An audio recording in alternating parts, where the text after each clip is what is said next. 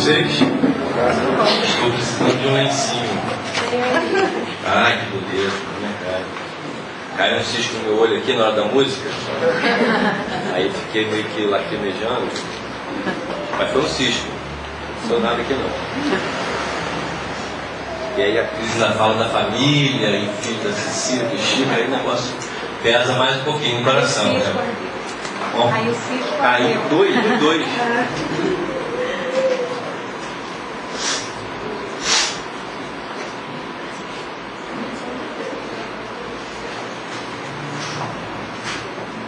Então, vou começar com uma pergunta, pode ser? Vocês já repararam que as nossas vidas, que nós somos criaturas que são regidas por significados? Dependendo do significado que a gente dá para uma situação, aquilo tem toda uma repercussão na nossa vida. Já repararam isso? Sinceramente, já pensaram a respeito? Então, o significado, ele tem um peso muito grande na determinação da qualidade emocional, mental e, se a gente quiser extrapolar mais um pouquinho, até espiritual das nossas vidas. Ou seja, quando você qualifica alguma coisa dentro de um pensamento seu, dando um significado para ela, essa coisa pode ser boa ou essa coisa pode ser ruim, certo? O que determinou a experiência subjetiva de bom ou ruim é o significado que você deu. Então vou partir por um exemplo bem simples. A pessoa acorda de manhã, uma vontade de tomar um café, que é bem típico, né? Está um pouquinho atrasada para ir para o trabalho, botou a água no fogo, pelo menos eu faço café assim, daquele jeitinho do filtro bebida e tal, sem propaganda, hein, gente? E aí, quando ela vai ver ele ficar no armário, acabou o pó de café.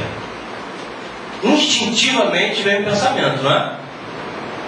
Para essa pessoa A, do exemplo, é como se ela ficasse chateada e até resmungou e até falou uma palavrinha que não é muito bonita naquela hora da manhã, aí já sai apressada de casa com uma energia, né? Porque ela tem um significado para aquela experiência. Agora vamos pensar na pessoa B. Acordou de manhã, um pouquinho atrasada, vontade de tomar um cafezinho, botou a água no fogo, verificou no armário, sem pó de café. Pessoa B. Puxa vida, não comprei e tal. Mas é a oportunidade que eu posso passar lá na padaria do seu Manuel e tomar aquele cafezinho gostoso, pãozinho com gergelim, provolone, coisa e tal. Uma pequena diferença começa a fazer uma diferença, certo? Então, pessoas diferentes, vivendo uma experiência idêntica, com resultados completamente diferentes, certo? O que fez a diferença de verdade? O significado que a pessoa deu. E qual a diferença de significado da pessoa A para a pessoa B? A pessoa A encarou aquilo como um problema. E a pessoa B encarou aquilo como uma oportunidade. Está vendo? É como se fosse um interruptor. Você liga para um lado ou você liga para o outro. E esse exemplo ele é muito simples. Mas se a gente for generalizar esse exemplo, a gente pode levar isso para outros contextos da nossa vida, não pode? Quantas questões ditas problemáticas podem ser vistas como oportunidades? E isso aí vai para uma escala, na verdade, sem fim. Agora, se uma coisa pequenininha desse jeito já faz diferença e pode começar a impactar a sua vida e criar uma dinâmica, imagina uma coisa maior. Imagina um tema tipo o que é a vida, o que é o trabalho, o que são os relacionamentos. Imagina isso. Esse exemplo do café ele é realmente muito pequenininho. Então vou falar um outro exemplo rápido para a gente ir construindo o pensamento.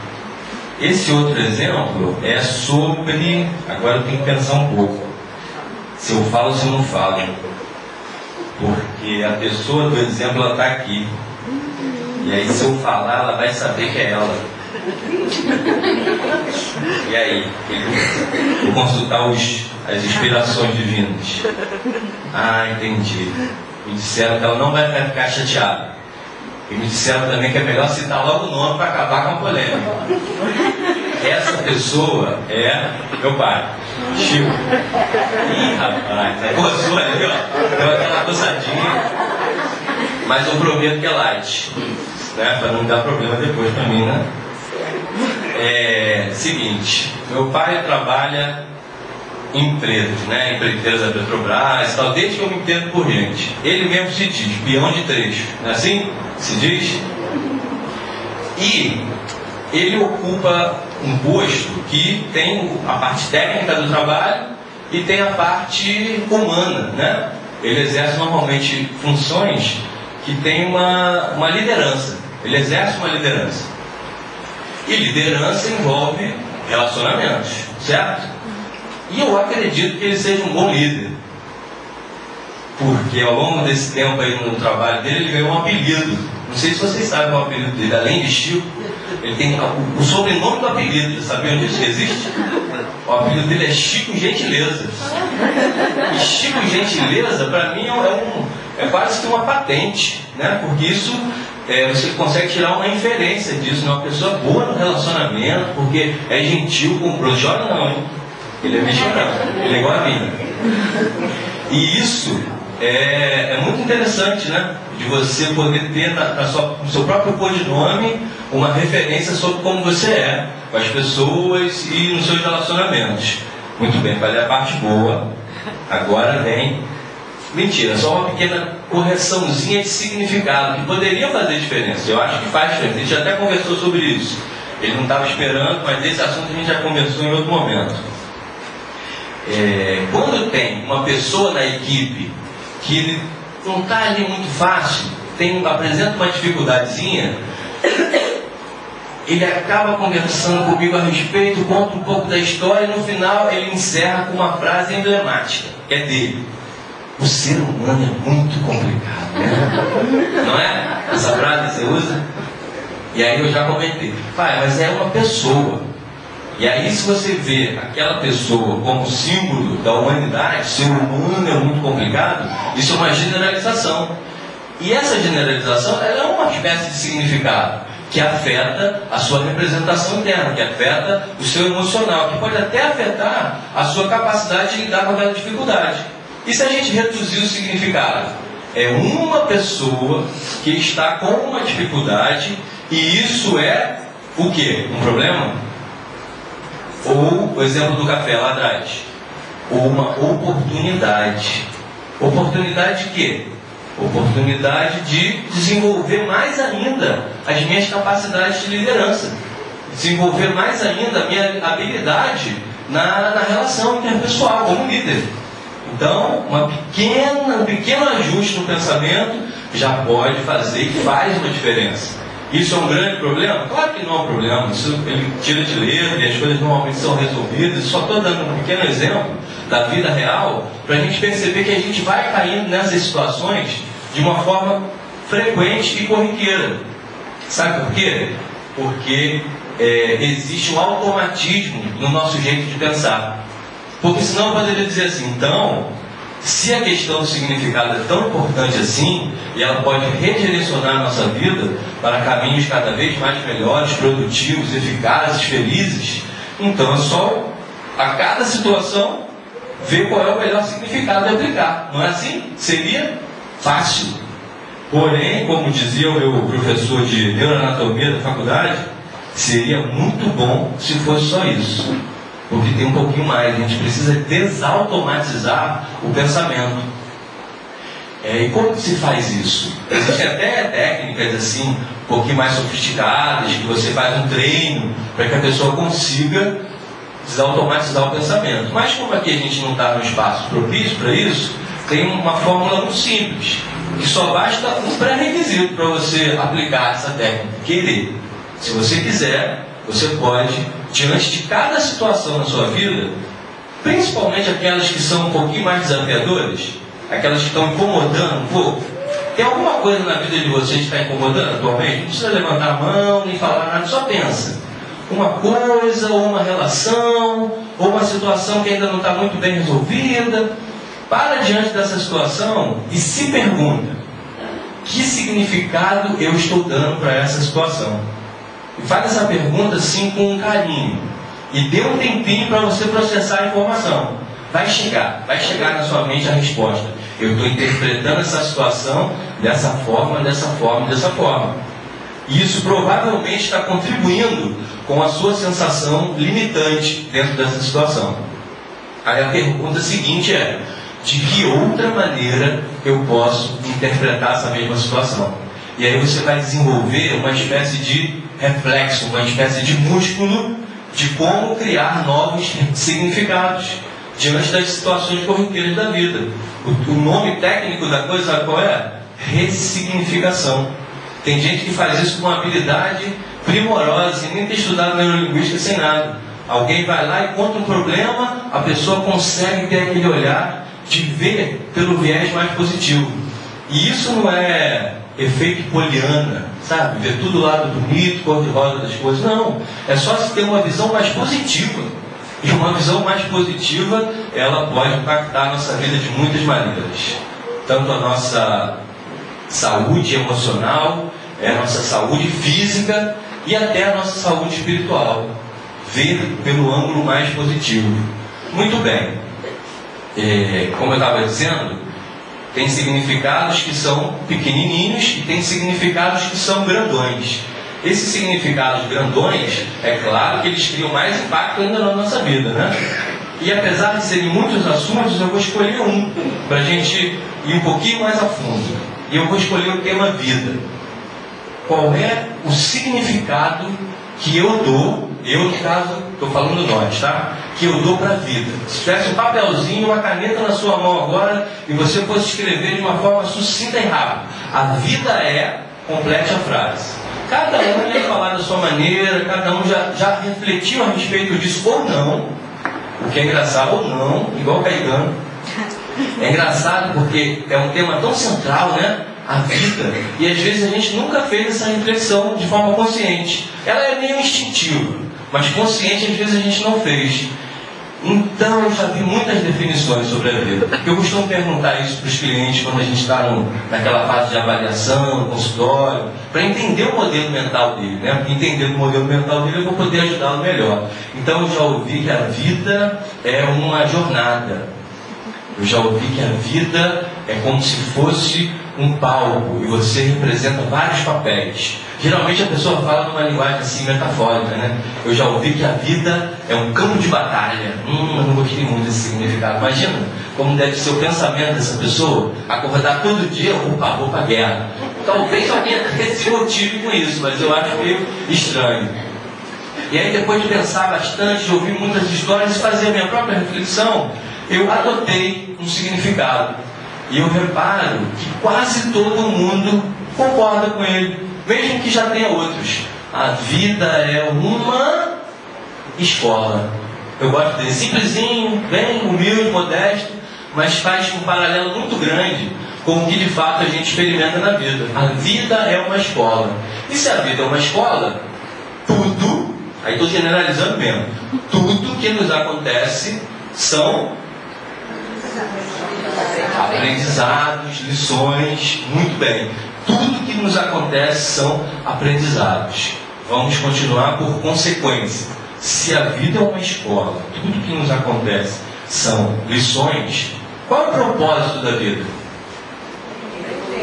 Evoluir. Alguém falou, beleza, crescer, aprender e por aí vai. Evoluir, guarda essa palavra, porque ela unifica, ela é generalizando, né? Mas ela unifica o conceito. Então, a vida é uma escola, tudo são lições, o objetivo é evoluir. Só que um dia eu estava explicando isso para minha filha.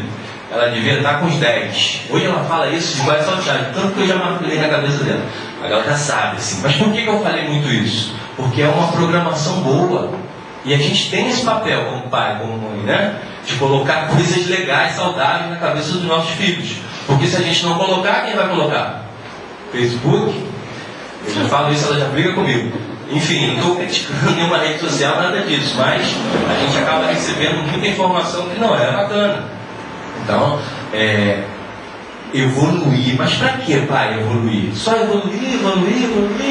E o quê? O ser humano tem esse sentido de querer ganhar alguma coisa, né? De querer um prêmio, um benefício. Aí eu pensando, até para atendê-la, evoluir para ser mais feliz. Porque quanto mais você evolui, mais feliz você se torna. Ah, agora entendi, agora faz sentido, agora eu quero evoluir, porque quanto mais eu evoluir, mais feliz eu fico. Não faz sentido isso? Não é um pensamento assim bem básico, mas que ele constrói o nosso jeito de pensar? Muito bem. Se a vida é uma escola, quem eu sou? Quem nós somos? Alunos, aprendizes.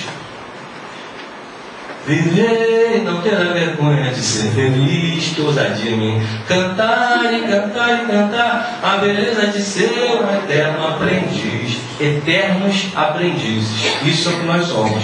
Se nós somos eternos aprendizes, e a gente está caminhando bem nessa metáfora, eu acho que está faltando alguma coisa. Já tem escola, já tem aluno, já tem lições, que está faltando? Professor. Muito bem, pessoal afinado aqui. Professor. E quem é o nosso professor? Quem é o nosso mestre? Existem muitos seres de luz que habitaram e habitam o nosso planeta, né? Graças a Deus. Que vão nos guiando, que vão nos mostrando o caminho, e são verdadeiros faróis da humanidade. Mas Jesus é o Sol. É o Sol primordial, é aquele que ilumina em todas as direções. E aqueles que são os guias, os mentores, normalmente fazem uma ponte dessa luz. E a gente vai seguindo o caminho segundo as nossas afinidades. Mas, pelo menos na minha percepção, Jesus é o grande sol que nos ilumina. E nessa noite de hoje, eu queria estabelecer com vocês 3 princípios ditados pelo mestre solar, para ser a pauta do nosso encontro, para falar um pouquinho desses princípios. Princípios clássicos, né? Conhecereis a verdade e a verdade vos libertará. A semeadura é livre, mas a colheita é obrigatória. É a eterna lei do plantar e do colher, né? Eu gosto muito de fazer um paralelo, de pensar como se eu estivesse explicando para uma criança. Eu curto muito a simplicidade. Aí quando eu expliquei para minha filha, semeadura, ela entendeu. Eu falei, filha, plantar e colher. A gente colhe o que a gente planta. Isso é uma lei universal. E como lei universal, é mais ou menos o seguinte, ó. Eu jogo esse lencinho aqui para cima 1 bilhão de vezes, vou exagerar logo. Será que em alguma vez dessa 1 bilhão esse lencinho vai flutuar? Vai sair voando por aí? Um passo demais? Eu sei que tem efeitos aí, fenômenos, materializações, coisas incríveis que acontecem, mas de um modo geral, não vai. Esse lencinho vai cair de volta na minha mão. Por quê? Porque tem uma lei, é a lei da gravidade. E essa lei, ela é universal, é uma lei física universal. Se eu sou bom, se eu sou ruim, se eu estou no meu peso certo, eu estou mais pesado, tudo isso está dentro da lei. Assim como é a semeadura é livre, a colheita é obrigatória. Obrigado. E o terceiro princípio, tão clássico quanto os outros, buscar primeiro o reino de Deus e a sua justiça, e tudo mais vos será dado por acréscimo. Esse princípio me fez pensar muito, me fez meditar bastante. Tudo mais vos será dado. Será que é dado mesmo? Ou já tem que fazer um esforço? Foi só uma alegoria na palavra? Vamos destrinchar isso mais tarde um pouquinho. Então tá. Neurolinguística, PNL. Programação neurolinguística, o apelido é PNL. O nome é meio complicadinho, mas o significado é simples. A programação neurolinguística é o estudo do funcionamento da mente. E o que é mente? Nunca fizeram essa reflexão também? Mente. Mente é composta de pensamentos, mas o quê? Ideias, similar a pensamentos. E aí? Também está dentro do pensamento. As suas atitudes normalmente elas acontecem por causa dos pensamentos, mas tem razão, porque vai culminar na atitude. Você pensa, depois você age. E entre o pensar e o agir que tem? Sentir. Muito bem. Então a gente pensa e a gente sente. Essas são as duas forças principais da mente humana: o pensamento e o sentimento, que normalmente se desdobra na ação. e que normalmente se desdobra no nosso resultado. Aí eu entendi que a lei de causa e efeito, ela pode ser entendida e explicada de uma maneira mais técnica, digamos assim. Aconteceu uma situação na minha vida. Eu observo essa situação através das minhas lentes, dos meus pensamentos, dos meus significados, certo? E aí eu vou sentir, porque faz parte do sistema, mente e corpo. Aí eu sinto. Baseado no meu sentimento, eu ajo. E nessa ação, eu colho os meus resultados. Eu falei, olha que interessante, é um desdobramento da lei de causa e efeito, que é um mega conceito abrangente. Então, o que nós podemos inferir a partir disso? Nós somos criaturas criadoras. Nós criamos a nossa realidade o tempo inteiro. Através do quê? Através desse funcionamento aqui, dessa mecânica. Pensar, sentir, fazer e colher o resultado. E o que isso tem a ver com o nosso tema de hoje? Doença, saúde. Doença é causa ou é efeito? Efeito. Então tem uma causa. E quem causou? Caiu de paraquedas na minha cabeça a doença? Seja um resfriado, seja uma doença grave, caiu, alguma coisa aconteceu, eu estava andando pela rua, não tinha nada a ver comigo, e aquilo bateu e ficou. Como um encosto. Não, o encosto também não acontece por acaso não.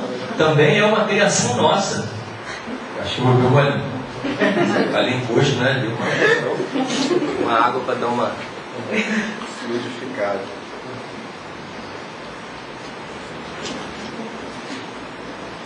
Então a doença e a saúde são criações nossas. Nossa, isso é legal pra caramba. Eu acho que quase todo mundo já pensou um pouquinho sobre isso e até acredita que isso seja verdadeiro. A diferença entre pensar e aprofundar é que quando você aprofunda, você começa a querer fazer alguma coisa a respeito. Porque se eu criei a minha doença, é interessante eu pensar que eu posso descriá-la e criar a saúde, certo? E aí é onde a gente se encontra. Qual é o paradigma do momento? Como eu vou fazer essa investigação? Será que existe alguma maneira de eu entender como eu posso fazer isso? Tem um livrinho aqui que eu trouxe, da Louise Hay. Como é o nome da senhora? Patrícia. Dona Patrícia estava conversando comigo a respeito, que ela adora o livro, desde a década de 80, e que foi muito significativo na sua história, né? Criou grandes transformações. Muita gente já conhece esse livro, né? Você pode curar a sua vida. O meu, eu não estou querendo mostrar, porque tem um bonequinho aqui, pode pegar mal, né? Mas foi minha filha que mandou. O livro já é meio rosa, cheio de flor. Ainda tem uma bonequinha, aí eu falei, vou ter que comentar sobre isso, tem jeito. E aí tá. O que a Louise Hay fala? Olha como ela está em sintonia com o Espiritismo, com Jesus, lei de causa e efeito. A vida, na verdade, é muito simples. O que damos, recebemos. O que pensamos sobre nós torna-se verdade para nós. Acredito que todos, inclusive eu mesma, somos, vou dar ênfase, 100% responsáveis por tudo em nossa vida, desde o melhor até o pior. Cada pensamento que temos está criando o nosso futuro. Cada um de nós cria suas experiências através dos pensamentos e emoções. Os pensamentos que temos e as palavras que falamos criam nossas experiências.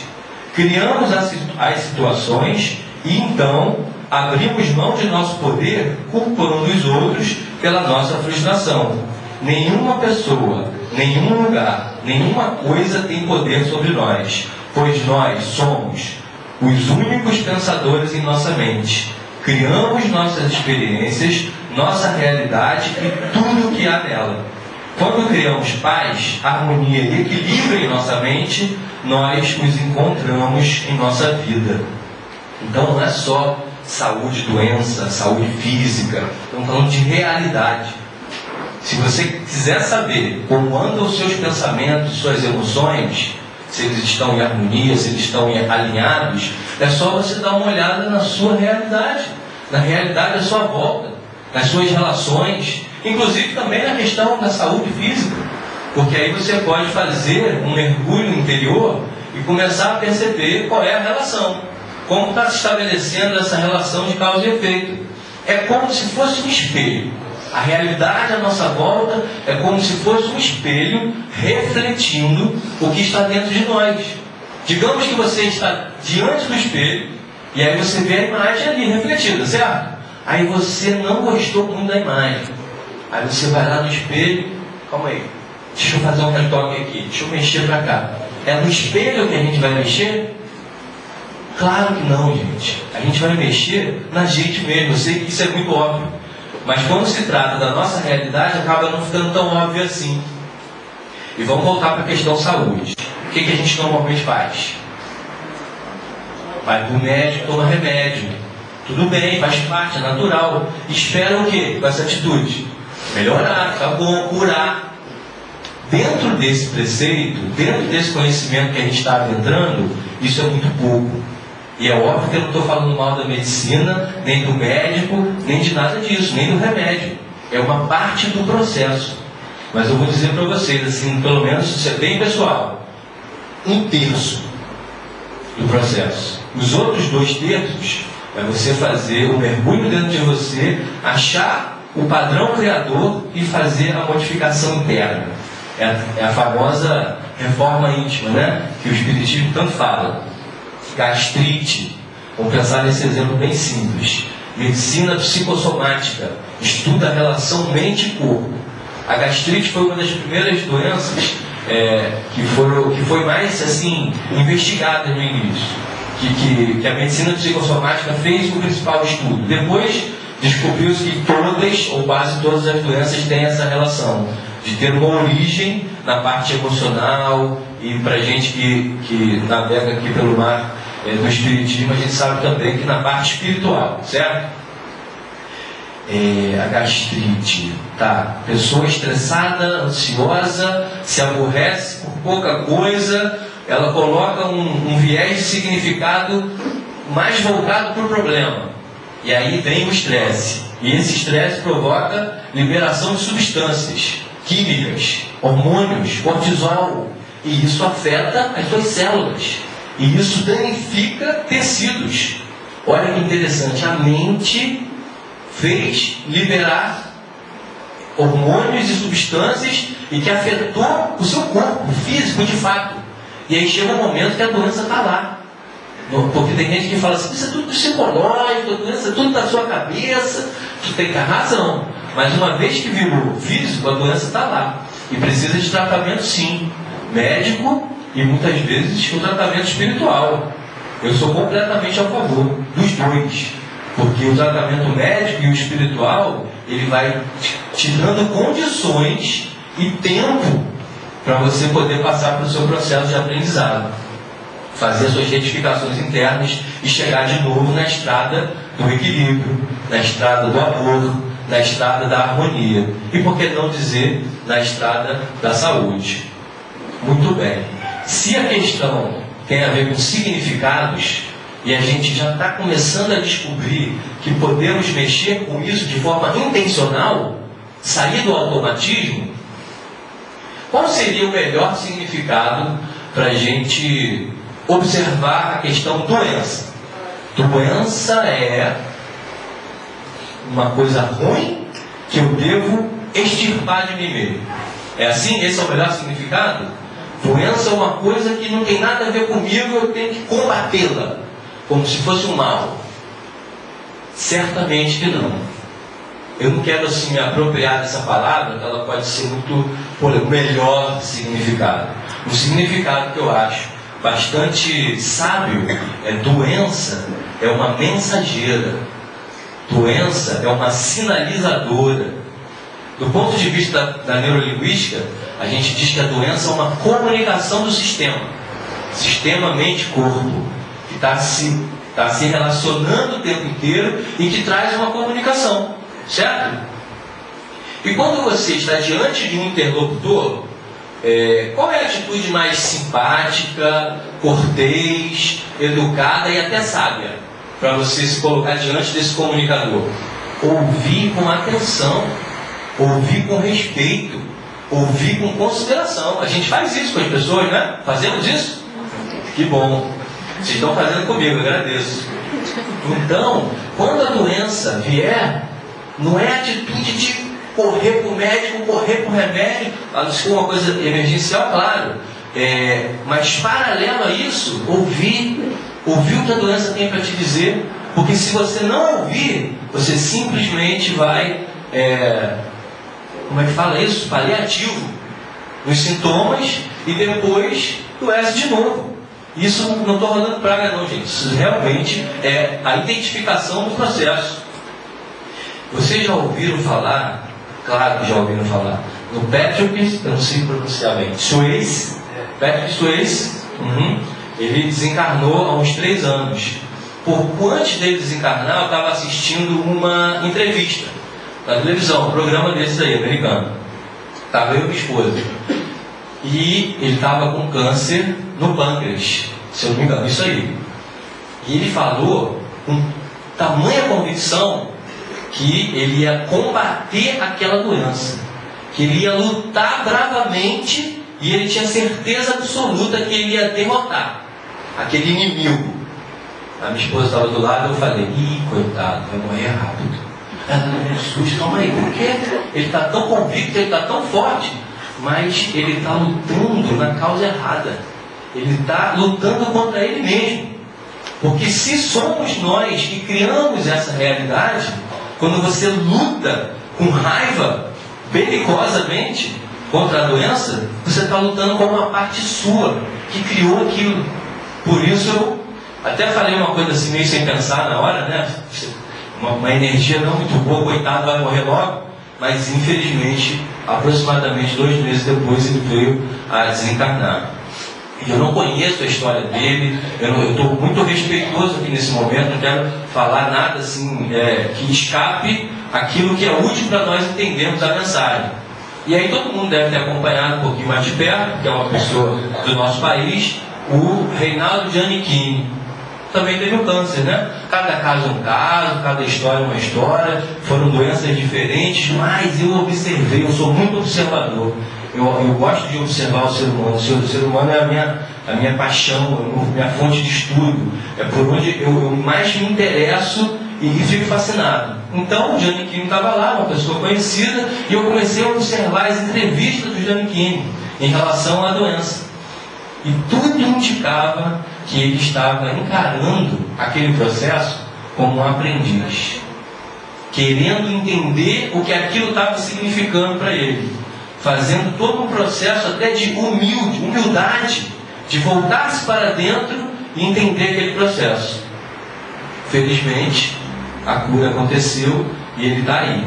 Eu não estou querendo, como eu disse, verdades absolutas. Foi por causa disso, foi por causa daquilo. Eu não conheço o caso íntimo de cada um.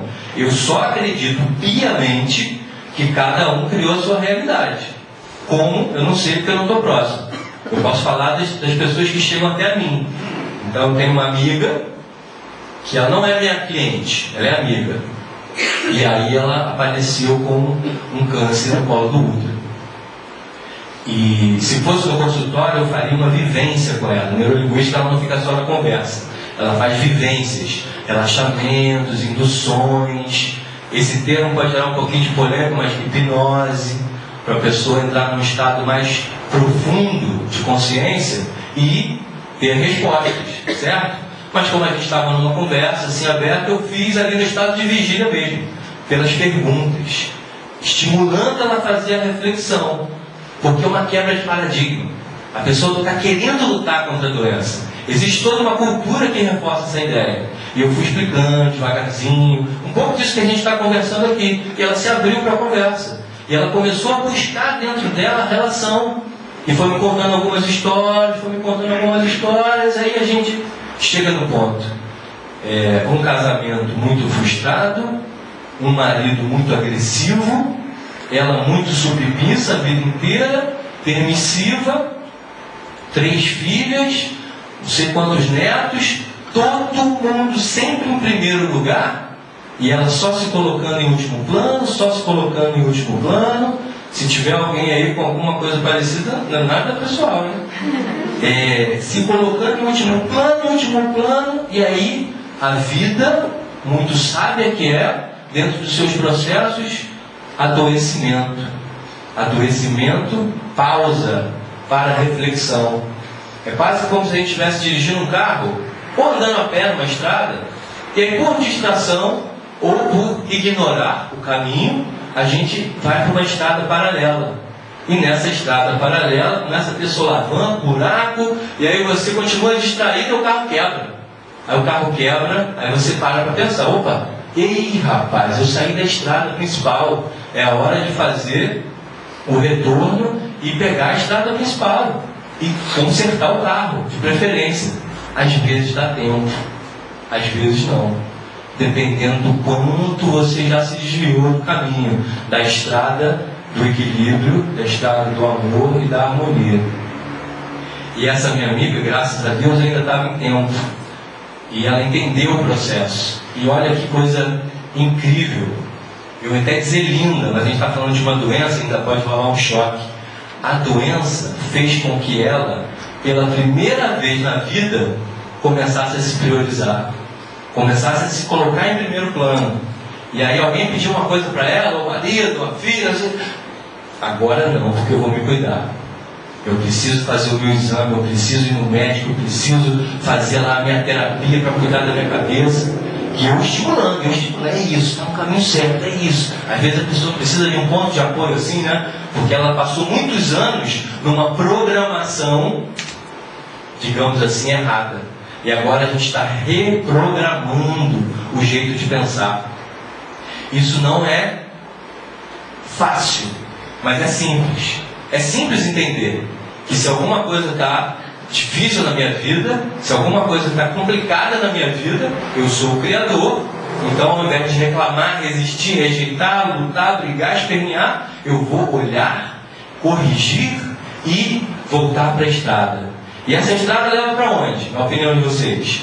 Essa estrada leva para uma coisa chamada perfeição. Quer a gente queira, entenda, assuma isso como uma condição, a gente está apontado para a estrada da perfeição, que é a comunhão com o divino, né? Pode ser que isso demore um bocadinho, mas estamos indo nessa direção. Isso é bom. E isso é confortador. E quando a gente chegar lá, pelas leituras, porque eu não cheguei, então eu não sei na experiência, mas pelas leituras e por entrar em contato com seres, não um contato mediúnico, nada disso, eu realmente li os sábios que chegaram em escalas elevadas de consciência. E eles dizem, sabe o que a gente encontra lá? Nessa comunhão? Amor puro, paz infinita, sabedoria plena e alegria que não morre mais. Deve ser bom, né? Fico pensando nisso, por isso que eu medito. Dizem que a meditação ajuda a chegar nesse ponto, então medito todo dia, porque deve ser muito bom. E mesmo que a gente não tenha chegado lá ainda, a gente pode começar a experimentar essas qualidades divinas que existem em nós, porque nós somos criaturas divinas, viemos do sopro de Deus. Eu gosto das metáforas porque elas ajudam a variar a ideia, né? Deus fez lá um sopro e aí eu surgi como uma centelha, como uma luzinha lá vagando no universo. E dentro dessa luzinha que cada um de nós aqui tem um chip, tem um DNA, o DNA espiritual. E nesse DNA está gravada a consciência divina, está gravada as leis universais. E é dessa maneira que a lei de causa e efeito opera. Eu acho esse entendimento muito pertinente, muito interessante, quero compartilhar com vocês. Você está andando nessa estrada, por distração ou por ignorância desviou. Existe uma bússola interna, que é essa consciência divina, começa a dar um sinal de alerta. E esse sinal de alerta afeta os seus pensamentos e as suas emoções. E é com eles que você cria a sua realidade. A gente já viu isso, né? Então olha que incrível, gente. eu pelo menos acho isso fascinante. A gente cria realidades adversas, inclusive na questão saúde, doença, justamente para poder fazer o retorno, para encontrar de novo o caminho da harmonia. Então, isso é divino e é perfeito, porque Deus não está lá de cima sentadinho no trono, direcionando aqui e ali, fazendo, dando um empurrão. É uma força superior, é uma inteligência suprema que criou leis que regem esse universo. E a gente está sob a égide dessas leis. O que é então o nosso caminho? O nosso caminho é entrar no fluxo. Lá no Oriente existe a sabedoria chamada Tao. Já ouviu falar do Tao? T-A-O. Tao significa fluxo. E dentro do Tao existe outro nomezinho japonês lá, chamado Wu-Wei. Wu-Wei, segundo o Tao, é a gente aprender a entrar no fluxo da vida. E eu falei, a semeadura é livre, a colheita é obrigatória, porque a gente está falando de lei de causa e efeito o tempo inteiro aqui, não é isso? Eu falei de conhecereis a verdade vos libertará, porque se você conhece a verdade por trás da sua doença, você tem todas as chances de trabalhar nessa libertação. E eu vou falar um pouquinho agora do buscar primeiro o reino de Deus e a sua justiça, e tudo mais vos será dado por acréscimo. Jesus foi muito categórico em algumas afirmações. Ele disse que o reino de Deus está onde? Dentro de nós. O reino de Deus não está fora. Tem um outro sábio da humanidade, que é o Jung, que foi discípulo do Freud, mas depois seguiu uma linha completamente diferente, e ele fala uma coisa muito bonita: aquele que olha para fora sonha, aquele que olha para dentro desperta.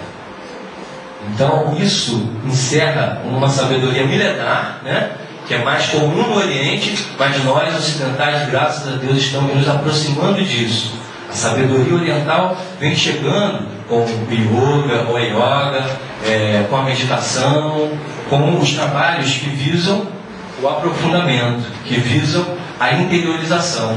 E é por isso que eu comecei a falar aqui da meditação. Isso despertou no meu pensamento. Não ia muito por esse caminho, mas queria compartilhar um pouquinho a respeito. Meditar. O que é meditar? Meditar é difícil, né? Quem já tentou meditar aí, levanta a mão.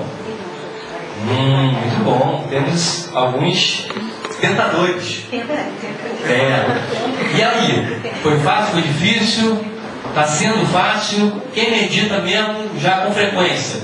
Faz disso um hábito na vida? Levanta a mão. Opa!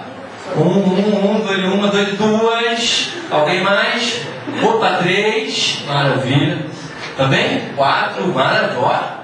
Espetáculo. 4. Eu achei que de repente podia não ter nenhum. Por quê? Porque não é tão comum para a gente ainda, né? Isso é uma busca, isso é um caminho que vem acontecendo. E o que acontece na meditação? Por que as pessoas falam que meditar é difícil? Mas da forma tradicional, porque às vezes eu me vejo parada em frente ao rio, a natureza é um momento ali que eu fico meio pensando em nada, só aquela sensação que a natureza passa para mim. Perfeito, essa é a meditação contemplativa, o que mostra que é algo natural para a gente. No banho, quando a água está caindo, também é um momento que eu consigo me tranquilizar. Haja conta de luz, ou de gás, não sei, né? Fica lá meditando, água presa para meditar, não tem razão. E aí a meditação ela é considerada difícil por nós ocidentais, porque a gente já ouviu em algum canto por aí que meditar é não pensar em nada. E não pensar em nada é difícil para chuchu, porque a mente ela é feita para pensar, é uma máquina pensante, não é muito chegada em parar. Tem uma anedotazinha lá no Oriente, na Índia, que o cara estava andando no cavalo dele muito apressadamente por todos os cantos da cidade e ninguém sabia o que estava acontecendo. Ele simplesmente estava galopando sem parar. Uma hora ele parou, talvez o cavalo tenha cansado. Aí um amigo chegou perto: meu amigo, o que você está fazendo? Você já está andando há mais de uma hora sem parar nessa correria toda, o que está vendo? E ele falou: não sei, pergunta ao cavalo. É meio bobinha a coisa, mas a palavra é interessante. Por quê? Porque o paralelo é o seguinte: a nossa mente é esse cavalo desgovernado, que dá pinote, que pula de galho em galho, que às vezes fica no modo contínuo de aceleração, que nem dormindo a pessoa relaxa. E a meditação, ela tende a educar esse processo, a colocar você em contato com uma coisa que é totalmente sua, é uma possibilidade dentro da sua natureza. A gente só está um pouco destreinado. Tanto é que a gente tem esses momentos de meditação espontânea. Às vezes o homem medita lá no jogo de futebol. Está lá tão concentrado diante da televisão que chamam ele e ele não entende, ele não ouve. Ele está assim concentradíssimo. É quase como se fosse um mantra ali na televisão. E nada tira ele da atenção. Meditação é uma forma. Às vezes a pessoa anda de carro, está indo para casa, ela entra num estado de relaxamento tão grande que ela não sabe nem quando ela chegou em casa. Ela não repara mais o caminho. Tudo bem que ela pode estar viajando nos próprios pensamentos, mas muitas vezes ela simplesmente entra no vulvei, no fluxo. Então eu vou dar uma notícia muito, aliás, eu acho muito boa para vocês. Meditar é muito fácil e natural. Existe uma técnica que ela é especialmente boa para nós ocidentais, que não estamos muito acostumados com essa coisa de parar o pensamento. E a técnica é justamente o contrário, que é alívio. Ela te libera para pensar o que for. É você escolher um lugarzinho certo, se sentar, é legal sentar. Deitar e ouvir musiquinha é maravilhoso, mas é relaxar, né? Você vai entrar num outro estágio da mente. Quando você senta com a sua coluna reta, pode ser numa cadeira, pode ser no chão, como você se sentir confortável, mas a coluna precisa estar alinhada. E aí você vai na instrução, fecha os olhos, respira, acompanha o movimento respiratório e o que eu tenho que comprar mesmo? Supermercado, pagar a conta. O marido falou aquilo comigo, eu não gostei, minha mulher, de TPM tá chata pra caramba. Deixa, observa os pensamentos. Essa é a técnica. Ao invés de simplesmente você ser tragado pelos pensamentos, identificação total com os pensamentos, você dá só uma chegadinha assim para trás e observa, como se fossem nuvens no céu. Está pensando, deixa eu pensar, pensa à vontade, pensa nisso, opa, acabou isso, pensa nisso e pensa naquilo. Uma hora você vai até se identificar de novo, vai se embolar, porque está muito no hábito, está muito no automatismo. Lembrou que está fazendo o exercício da dissociação, de observar os pensamentos, volta. E 5 a 10 minutos no relógio. Se adotar isso como prática, sabe o que acontece? Naturalmente, vai ter uma hora que você vai, já vou lá para aquele meu exercício de observar os pensamentos. Vai sentar, vai fechar o olhinho, vai respirar. Ué, cadê o pensamento? Cadê o pensamento? O pensamento não está vendo nenhum pensamento. Que estranho. Vai achar estranho que não está pensando em nada. Mas aí você está começando a entender e sentir o que é a meditação. Porque esse período que você consegue ficar contemplativo, como se estivesse assim, envolto num mar de amor, esse período é o momento que você está entrando em conexão com a sua essência, que é a sua parte divina. E a sua essência, ela está conectada com literalmente a essência de toda a humanidade e de todo o universo. Isso renova as suas energias, isso purifica as suas células, isso eleva a sua vibração, isso afasta obsessores. Acreditam nisso? Sabe por quê? Porque você muda o seu padrão vibratório. E o obsessor, as energias não muito positivas, que possam estar ali próximo de você, elas estão por sintonia. À medida que você medita e eleva o seu padrão, simplesmente essa sintonia não acontece mais. Não é mágica, não é milagre, não é nada disso. É apenas o caminho para dentro. É o caminho do despertar. Na Bíblia, nos Evangelhos, várias vezes menciona Jesus se retirou para o monte e foi orar. E a gente já pensa que é aquela oração, né? Que ele passou a madrugada toda falando com Deus, falando. Muito provavelmente ele entrava nessa conexão silenciosa e reabastecer todas as suas forças através desse silêncio profundo que existe aqui no nosso coração. É como se a gente estivesse na beira de um rio com uma roupa suja. A roupa suja é a nossa mente, às vezes a nossa emoção desgastada, de tanta coisa que vai acontecendo, de tanto programa de televisão difícil que a gente vai vendo, e aquilo vai entrando na nossa mente. É a mesma coisa que comer uma comida que não está boa. Vai fazer mal, né? Quando a gente assiste muita coisa que não é boa, faz mal para o psiquismo, faz mal para a nossa emoção. Mas a gente já está tão acostumado que nem percebe isso. E aí meditar, por esses breves minutos, 5 a 10 minutos por dia, eu não recomendo mais, porque pode ser cansativo e desgastante. Conforme o tempo passar e você achar que pode mais, vai. Mas inicialmente pouquinho. Aí você pega a roupa suja na beira do rio, mergulha na água um pouquinho e aí tira. Aí dá uma esfregadinha a mais, mergulha na água e tira. A cada vez que você tira a roupa suja da água, ela está um pouquinho mais limpa, ela está um pouquinho mais purificada. E é assim que a gente faz com a meditação. E eu acredito, humildemente, que Jesus estava falando disso quando ele disse: buscar primeiro o reino de Deus que está dentro de você e a sua justiça, que na minha opinião tem a ver com causa e efeito, equilíbrio das forças, né? Os seus pensamentos, as suas ações. Busca esse reino de Deus e tudo mais lhe será dado. Sabe por quê? Lhe será dado? Porque quando você vai atingindo esse patamar, só isso, paz de espírito, amor vibrando dentro de você, as coisas ficam mais simples, ficam mais fáceis. É como se as portas se abrissem. Já ouviram falar da lei da atração, né? Você começa a atrair baseado nessa vibração. E aí as pessoas vão olhar para você: o que você tem? O que você faz? A mamãe passou açúcar em mim? Foi o que houve? Não, você simplesmente está seguindo a recomendação do professor dos professores.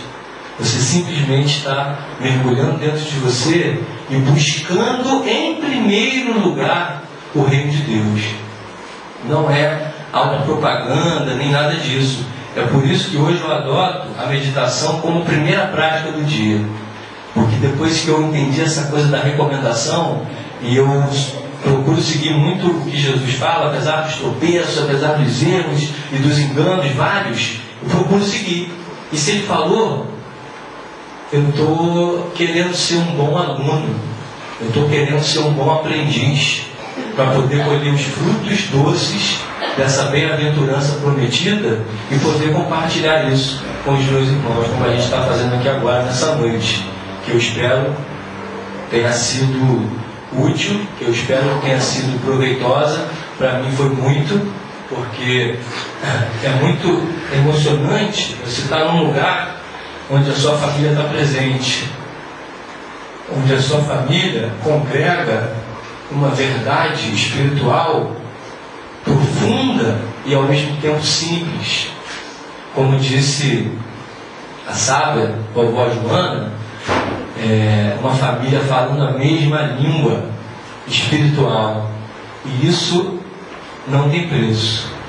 Isso é uma joia, isso é um tesouro, é um presente que a gente recebeu nessa vida e que a gente deve guardar com todo cuidado, com todo amor e com toda segurança. E que a gente possa, junto com os nossos amigos espirituais, continuar nessa senda, nessa trilha do autoconhecimento, do amor fraterno e da esperança. Porque a esperança, nesse amanhã, nessa vida melhor, que a cada dia a gente vai construindo no hoje, no agora, depende completamente de nós. Então, muito obrigado, meus irmãos, pela noite de hoje, pela companhia, pelos estudos, que a gente possa se encontrar em outros momentos e namastê.